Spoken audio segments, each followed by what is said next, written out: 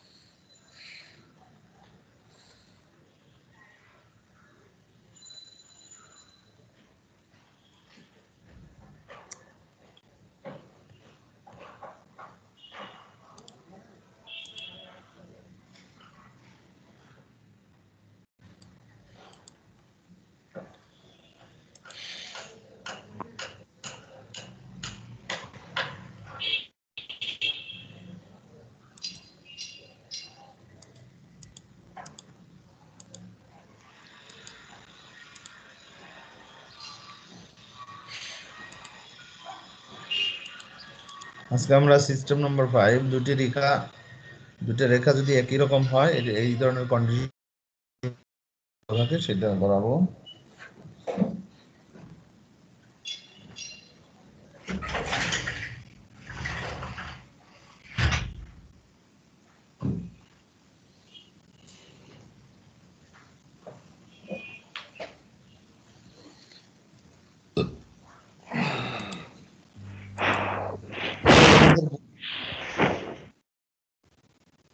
কি হলো?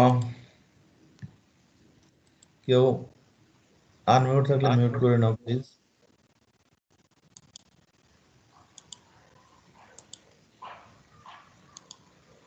হ্যাঁ, অঙ্কটা পাইছো তোমাদের বইতে 110 পৃষ্ঠায় অঙ্কটা।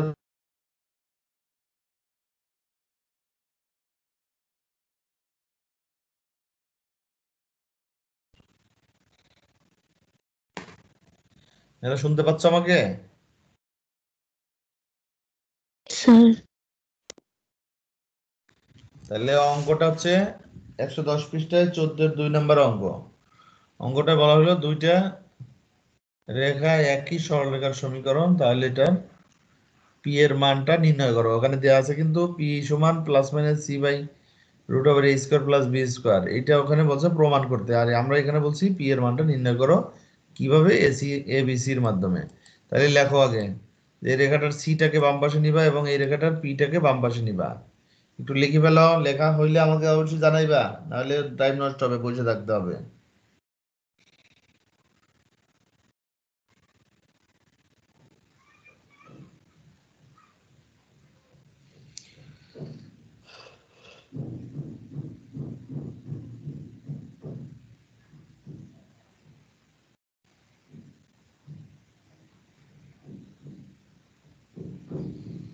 জি স্যার, হয়েছে লেখা। ওকে, স্যার আমার হয়নি এখনো। লেখো তাইলে। স্যার একটু এটা কি দ্রুত লিখতে। এ নাকি আলফা স্যার? ও এ, আচ্ছা আচ্ছা। তোমার বইতে অঙ্কর নাম্বার সহ বললাম, তুমি এখন কি বলো এটা? হ্যাঁ? স্যার দেখছি কিন্তু আমি লেখার মাঝখানে কনফিউজড হয়ে গেছি। লেখা দ্রুত লিখবা, কারণ হচ্ছে টাইমের সাথে পারা যাবে না। আর বোঝা হয়ে স্যার গেলে আর হয়েছে। লিখতে এত দেরি। ওকে, তা এখন দেখো, যেহেতু 1 নং এবং 2 নং রেখা একই সরলরেখা, তাইলে ফর্মুলাটা ছিল এক্স এর সহগের অনুপাত, ওয়াই এর সহগের অনুপাত এবং ধ্রুবকের অনুপাত সেম। মানে আমরা এটাই লিখলাম। এখন পি এর মানটা যেহেতু বের করতে হবে, তাহলে যেটা নিয়েই করি না কেন, যে দুইটা অনুপাতই নিই না কেন, আলফা থেকেই যায়। এই কারণে আমরা যেটা করবো, প্রথমে বর্গ করব। সাইড নোট অবশ্যই দিয়ে দিবা বর্গ করে, আমি লিখি নাই, তোমরা লিখবা। বর্গ করার পরে এখানে আমার একটা ফর্মুলা লাগবে, সেই ফর্মুলাটাকে আগে এই পর্যন্ত লেখা শেষ করে তারপরে বলছি।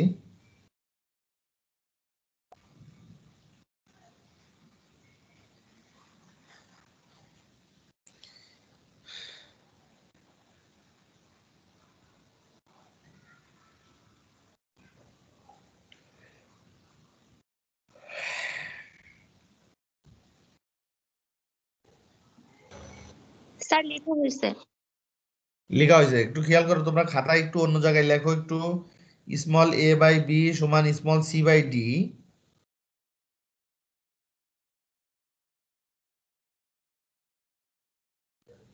জি স্যার লিখছি, তারপর তার মানে এটা দ্বারা কি বুঝাইলাম, দুইটা ভগ্নাংশ সমান, তাই না? জি ভগ্নাংশের হর থাকে, লব থাকে, তাইলে এইটা যে দুইটা লিখলা ভগ্নাংশ, ওইটার পাশাপাশি আবার সমান দিয়ে লেখো। সমান, উপরে লেখো a প্লাস সি, নিচে লেখো b প্লাস ডি।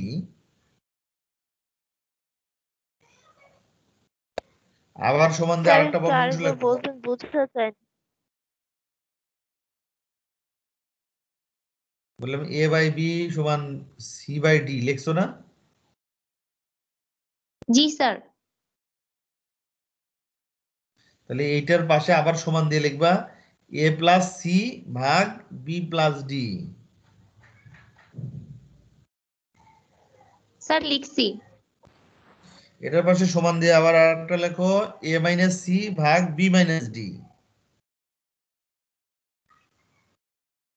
লিখছি স্যার। হ্যাঁ, এটা এটা কি বুঝাইতেছে একটু শুনবা আগে, তারপরে কথা বলবা। মিউট করে দাও মেয়েরা। দেখো, ওখানে বললাম দুইটা ভগ্নাংশ যদি পরস্পর সমান হয়, যেমন আমি দেখাইছি a বাই বি সমান c বাই ডি, তাহলে এই ভগ্নাংশ দুইটা যদি সমান হয়, তাদের হর দুইটা আছে, লব দুইটা আছে। হর দুইটার যোগফল, লব দুইটার যোগফল দ্বারা আরেকটা ভগ্নাংশ তৈরি করলেও তারা সমান হবে। একইভাবে মাইনাস করেও হর লব তৈরি করলে সেটাও এই ভগ্নাংশের সমান হবে। এটাই বোঝানোর চেষ্টা করছি।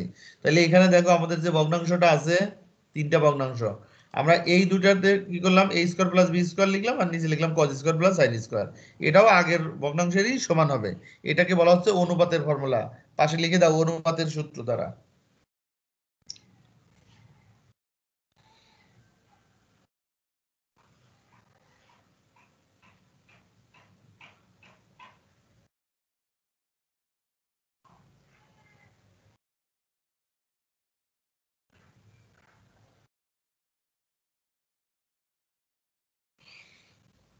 স্যার লেখা শেষ।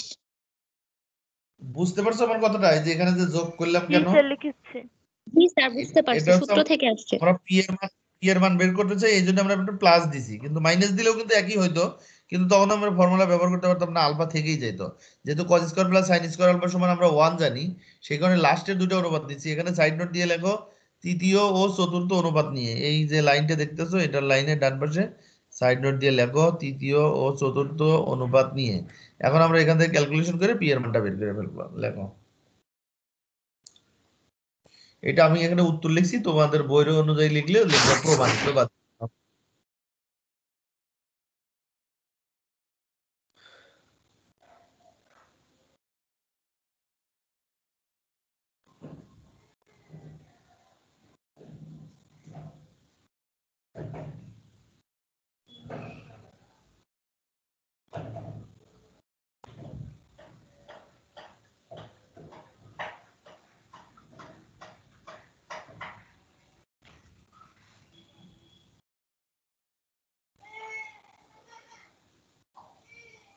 স্যার লিখছি। ওকে। আর একটা অঙ্ক দেখো, ওটার পরের অঙ্কটাই 14 2 নাম্বার পারলে এটা 14 3 নাম্বার। এটা পারা যাবে না, আশা করা যায়। এই যে পি এর মান নির্ণয় করো, এখানে এক্স্যাক্টলি ভ্যালু দেওয়া আছে। দেখো, এটা লিখে ফেলো তো, দুটি সমীকরণ লেখো। সমীকরণ দুটো যদি একই সরলরেখা হয়, তাহলে এদের অনুপাতগুলো সমান হবে। এই পর্যন্ত লিখে ফেলাও। আগের মতো এটাকে বর্গ করব, বর্গ করে যোগ করলে আলফাটা ভ্যানিশ করে দিয়ে আমরা পি এর মানটা নির্ণয় করতে পারবো। তো দ্রুত লিখে নাও প্লিজ।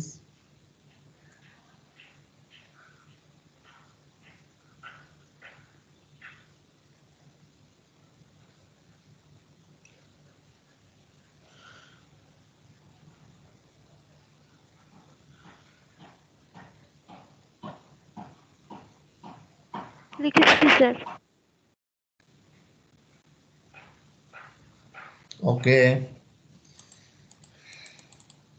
এই কাজটা করো। এই প্রথম দ্বিতীয় লাইনে এখানে লিখে দিবা অনুপাতের সূত্র দ্বারা, আর প্রথম লাইনে লিখবা বর্গ করে, সাইড নোট দুটো লিখে দিবা।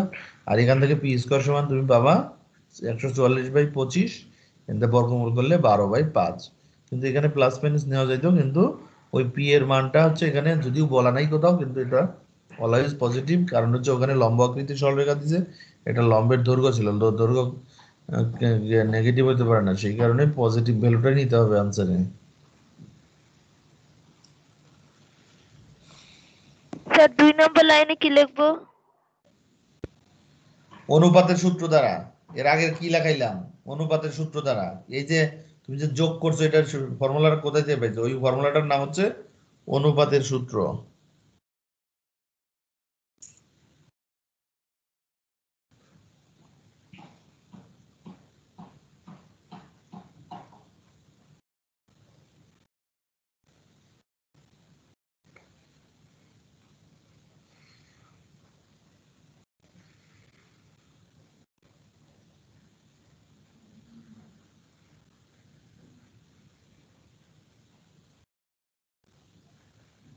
জি স্যার, লিখেছি।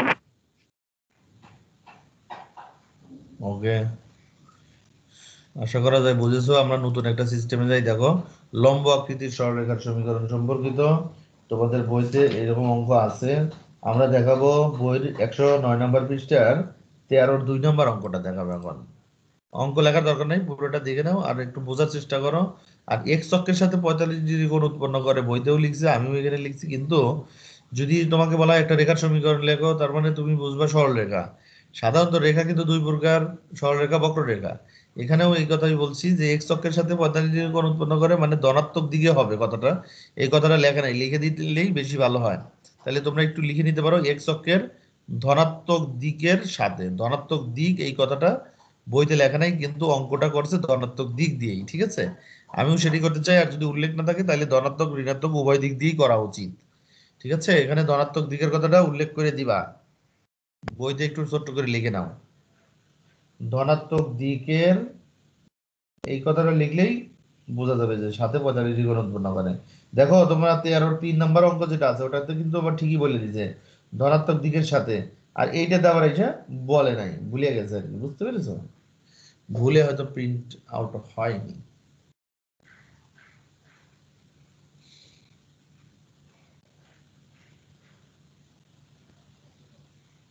স্যার এটা বইয়ের কত নম্বর অঙ্ক? আমি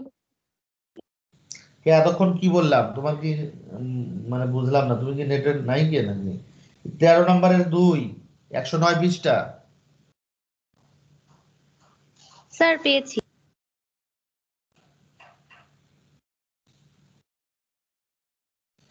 অঙ্কটা শুরু করছি। দেখো এখানে লম্বের কথা বলছে, যে লম্বের দৈর্ঘ্যটা জানি না, কিন্তু লম্বটা এক্স অক্ষের সাথে 45 ডিগ্রি কোণ তৈরি করে, সুতরাং এটা লম্ব রেখার সমীকরণ যাচ্ছে, এটা আমরা স্পষ্ট বুঝতে পারলাম।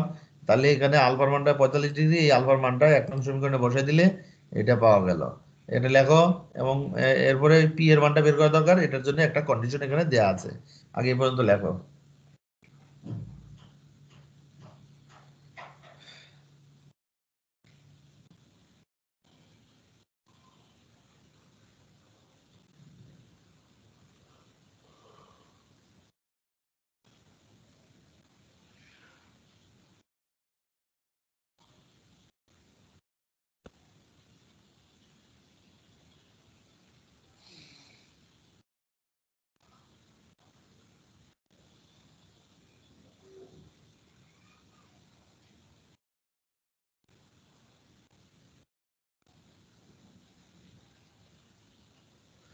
স্যার লিখেছি।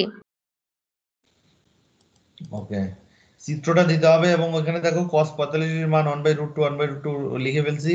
আর পি দিয়ে আমরা ভাগ করে দিব, কারণ এটা আমরা ছেদকাকৃতি বানাচ্ছি। ছেদকাকৃতি বানাইলে সুবিধাটা কি, এই যে এ বিন্দু এবং বি বিন্দুটা পেয়ে গেলাম। এ বিন্দু বি বিন্দু যখন পেলাম, এই যে আমরা লিখে দিলাম এখানে 2 নং সরলরেখাটি এক্স অক্ষ এবং ওয়াই অক্ষকে কোন কোন বিন্দুতে ছেদ করে। তাহলে আমাকে কিন্তু প্রশ্নে বলছিল যে এই যে ত্রিভুজ তৈরি হলো, ত্রিভুজের ক্ষেত্রফল 8 বর্গ একক প্রশ্নে বলছে। তাহলে সেখান থেকে এই পি এর মানটা আমরা বের করতে পারবো না। চিত্র আঁকাও এবং এই স্লাইডটা আঁকানো শেষ করো, তারপরে বলছি।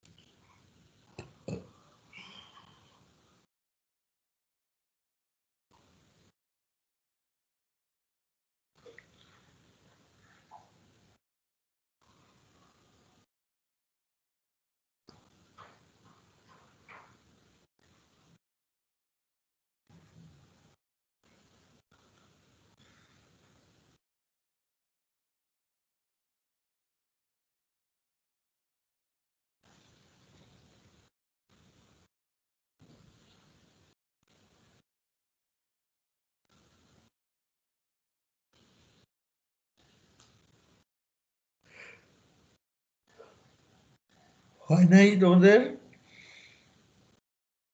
স্যার হয়েছে। ওকে, এখন দেখো এই যে লেখো, আর একটা লাইন লেখো যে সুতরাং ও এ সমান এখান থেকে যে ও থেকে এ এই দৈর্ঘ্যটা হচ্ছে p√2 আর ও থেকে বি এই দৈর্ঘ্যটাও p√2।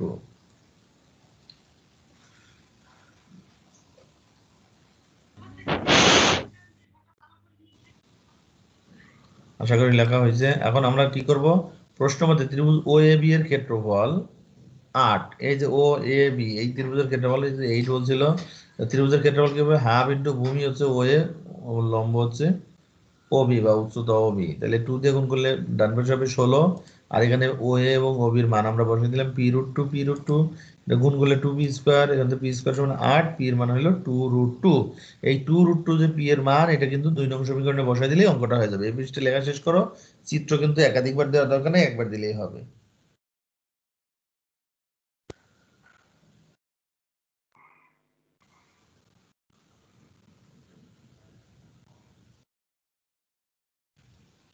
স্যার লেখা শেষ।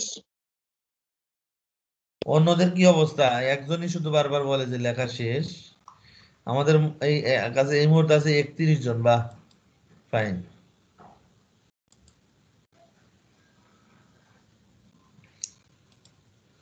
তাহলে 2 নং সমীকরণে যে বসাই দিলাম 2√2 p এর কাছে বসাইবে, আবার √2 কিন্তু একটা ছিল, দেখো এই যে p√2 ছিল না, p√2 p এর মান যদি 2√2 হয় তাহলে আরেকটা √2, তাহলে 2√2 ইনটু √2, তাহলে গুণ করলে কিন্তু 4 হচ্ছে। তাহলে এটাই আমাদের নির্ণয় সরলরেখার সমীকরণ, লিখে ফেলাও।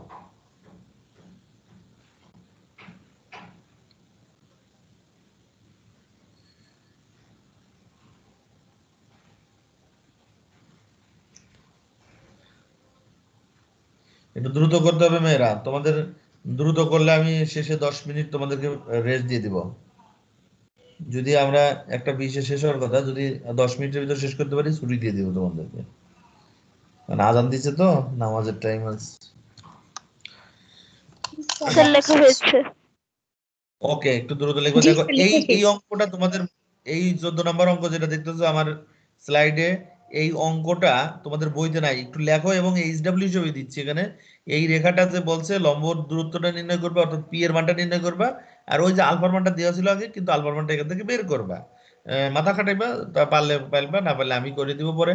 তোমরা এটা তোমাদের এইচডব্লিউ একটু লিখে নাও প্লিজ, কোনো বইতে তোমাদের বইতে নাই এটা।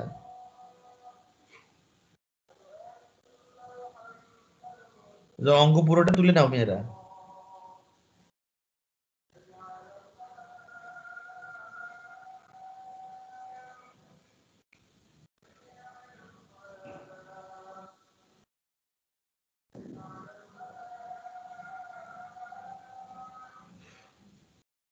লিখেছি স্যার। ওকে, আমরা এখন সিস্টেম নাম্বার 7 করাবো, যেটা ক্ষেত্রফল বিষয়ক অঙ্ক। হ্যাঁ, তোমাদের বইতে এই অঙ্কটা আছে নিশ্চয়ই, তোমরা দেখতে পাবে। এই যে 109 পৃষ্ঠা দেখো, 12-4 নাম্বার অঙ্ক এটা আমি করাচ্ছি, 12-4। এটা লাস্ট অঙ্ক আজকে তোমাদের জন্য। হ্যাঁ, খেয়াল করে ভালো করে বুঝবা, এখানে 3টা রেখা দেওয়া আছে, 3টা রেখা দ্বারা যে ত্রিভুজ গঠিত হবে তার ক্ষেত্রফল এত প্রমাণ করবা। তাহলে আগে দেখো রেখা 3টা কি কি আছে। 3টা রেখা কিন্তু 3টা বিশেষ রেখা, একটু প্লিজ লিখবা, আমার কথা শুনবা এবং লিখবা। x ইকুয়াল টু a এটা হচ্ছে y অক্ষের সমান্তরাল, y ইকুয়াল টু b এটা হচ্ছে x অক্ষের সমান্তরাল, y ইকুয়াল টু mx এটা হচ্ছে মূল বিন্দুগামী সরলরেখা। তাহলে এই 3টে সরলরেখা কিন্তু চিত্রের মাধ্যমে দিতে হবে, রাফ চিত্র আগে বা x অক্ষ y অক্ষ দেওয়ার পরে এই যে 3 নং রেখাটা মূল বিন্দুগামী, এখন যে কোনো ভাবে দিতে পারি, আমরা এই দিক দিয়ে দিছি, সাধারণত এই দিক দিয়ে দিব আমরা। 1 নং রেখা এটা দিলাম y অক্ষের সমান্তরাল, 2 নং রেখা এটা দিলাম যেটা x অক্ষের সমান্তরাল। তাহলে এই 3টা রেখা দ্বারা একটা আবদ্ধ অঞ্চল হলো, যেটাকে আমরা এ বি সি নাম দিয়েছি। তাহলে এই এবিসি ত্রিভুজের ক্ষেত্রফল আমরা নির্ণয় করতে চাই।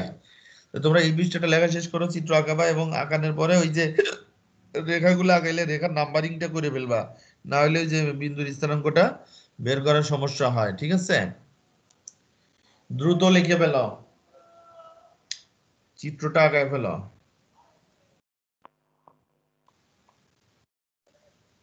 বাসায় একাধিকবার প্র্যাকটিস করবে, তাহলে পরীক্ষায় কিন্তু টাইমটা সময় মতো কাজে লাগাতে পারবা। পরীক্ষার ভিতরে দেখা যাচ্ছে যে তোমরা হাউতাশ করো, টাইমে হয় না, এই হয় না, সেই হয় না। টাইমে না হওয়ার একটাই কারণ, বাসায় প্র্যাকটিস কম আছে, এই কারণেই। নাহলে যে টাইম দেওয়া আছে ম্যাথে, এই টাইমে যথেষ্ট পরিমাণে লেখার সুযোগ আছে। একটা ক্রিয়েটিভ লেখার জন্য আধা ঘন্টা টাইম বোর্ডেও পাবা, কিন্তু আধা ঘন্টা টাইমের ভিতরে তোমার ধরে নিতে হবে 5 মিনিট তোমার লস টাইম হবে, বিভিন্নভাবে নষ্ট হবে। 25 মিনিট টাইম, 25 মিনিটে ক নাম্বারে 5 মিনিট রাখবা, খ গতে 10-10-20 মিনিট রাখবা, 25 মিনিট। তারপরেও যদি আরেকটু টাইম লাগার কথা না, কারণ আমরা অঙ্ক করেছি 8 মিনিট লাগে একটা অঙ্ক সর্বোচ্চ। আর না পারলে তো কয়েক বছর বসে থাকলে অঙ্ক হবে না, কিন্তু পারলে একটা অঙ্ক লিখতে 7 থেকে 8 মিনিট টাইম লাগবে, সেখানে 10 মিনিট করে টাইম বরাদ্দ স্যার করা এটা আছে। লিখেছি। ওকে, এখন আমরা কি করতেছি, এই দেখো এই যে চিত্রতে যে দেওয়া ছিল এ বিন্দু স্থানাঙ্ক এ বি, এ বিন্দুটা সমাধান করলাম কি 1 নং রেখা আর 2 নং রেখা, এই যে এটাই লিখছি 1 নং এবং 2 নং রেখা এত এত বিন্দুতে ছেদ করে। একইভাবে অন্যান্য কথাগুলোও বলা আছে, লিখে ফেলাও, বাসায় বসে বসে দেখতে পারবা এই ছেদ বিন্দুগুলো মুখে মুখে কিন্তু এটা নির্ণয় করা যায়। তো তারপরে আমরা কি কি লিখবো, এখন ত্রিভুজ এবিসি এর ক্ষেত্রফল, এই যে আমরা এক্সারসাইজ 3.3 তে যে তিনটা শীর্ষবিন্দু জানা থাকলে ক্ষেত্রফল নির্ণয় করছি, সেই ফর্মুলা কিন্তু এখানে কাজে লাগবে। আসলে সরলরেখা দেওয়া ছিল, সরলরেখা থেকে আমরা কৌণিক বিন্দুগুলো উদ্ধার করলাম। তোমরা একটু কষ্ট করে ত্রিভুজ এবিসি লেখা আছে, এরপর একটু লিখবা ত্রিভুজ এবিসি এর ক্ষেত্রফল, এভাবেও বোঝানো যায় ত্রিভুজ এবিসি এর ক্ষেত্রফল, তো বাংলা একটু লিখলে বেশি ভালো হয়। লেখার পরে আমরা কি করব, সারি থেকে সারি বাদ দিয়ে করছি আমি, তোমরা যদি সরাসরি ইয়ে করে দাও, বিস্তার করে দাও, তাও মিলাইতে পারবা, একটু সময় লাগবে, একটু বেশি হবে লেখা। তো সারি থেকে সারি বাদ দিলেই সহজ হবে। একটু লেখা শেষ হলে বললো, আমি পরের স্লাইডে যাব।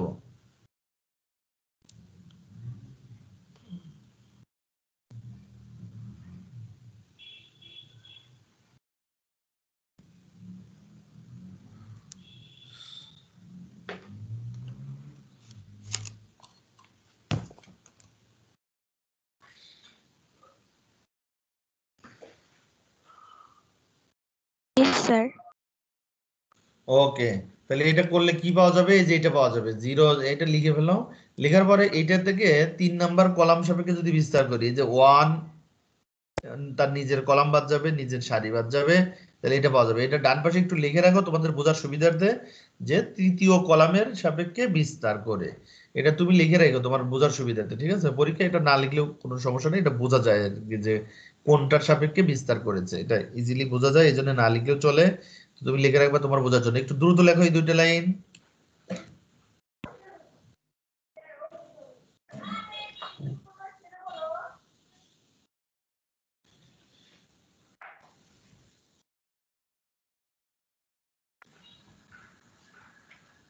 লিখেছি স্যার।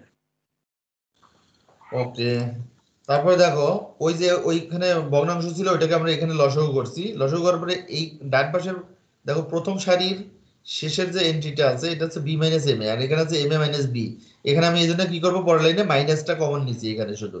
এখন যদি সরাসরি আমরা ক্রস গুণ করে দিই, বাইরে হাফ তো আছে, তাহলে 0 ইন্টু এটা করলে 0, আর ফর্মুলা একটা মাইনাস আর এই মাইনাসে প্লাস হয়ে যায়, এই দুটো গুণ করলে স্কোয়ার হয়ে যাবে। এরপর লাইন হচ্ছে 1/2m ইন্টু এত, এই যে এমটা নিচে থাকলো আর এটা স্কোয়ার, এটাই প্রমাণ করতে বলছিল, লিখে ফেলো।